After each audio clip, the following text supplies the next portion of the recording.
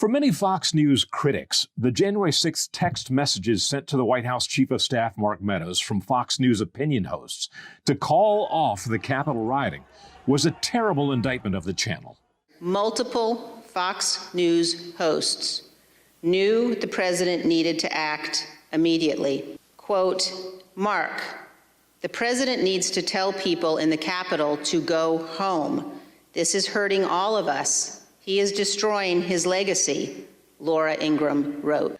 But it may be more a reflection of those critics' historical illiteracy of journalism. McElway? Yes, sir.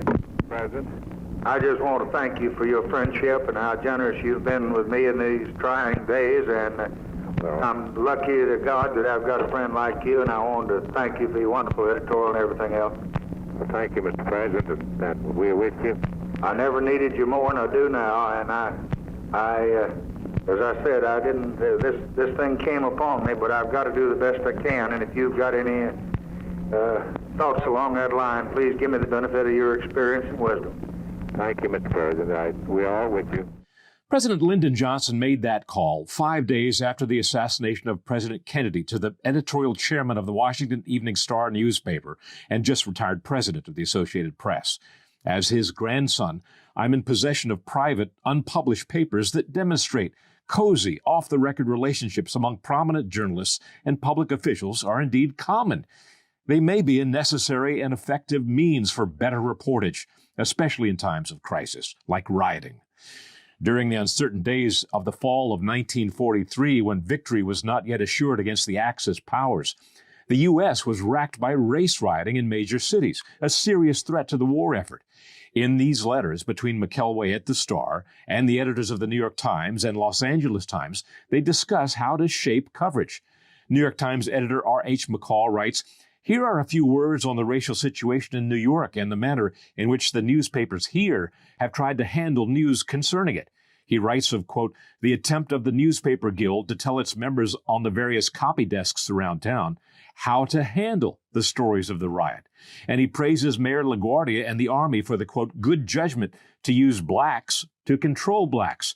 There might have been a very serious flare-up," he says.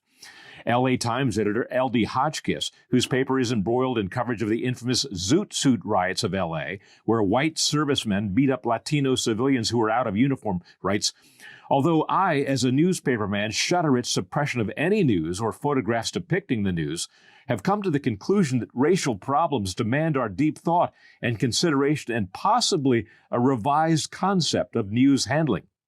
He writes the paper's attempts to stem rioting, quote, "were partially nullified by Time, Life, and other weekly publications, which, as you know, shot the works, both in pictures and type. Radio was hysterical as usual, and the black press of most cities unfortunately slants almost every article printed therein with racial bias."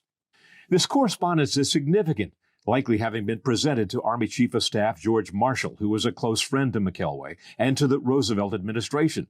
In more recent times, Washington Post publisher Phil Graham and later editor Ben Bradley were known to have very close relationships with President Kennedy and advised him frequently on policy and on coverage of it. During the 1968 race riots following the assassination of Martin Luther King Jr., the chairman of the ABC network, Leonard Goldenson, called ABC White House reporter Frank Reynolds to convey to the Johnson administration the offer of ABC's airwaves whenever needed to help calm the nation.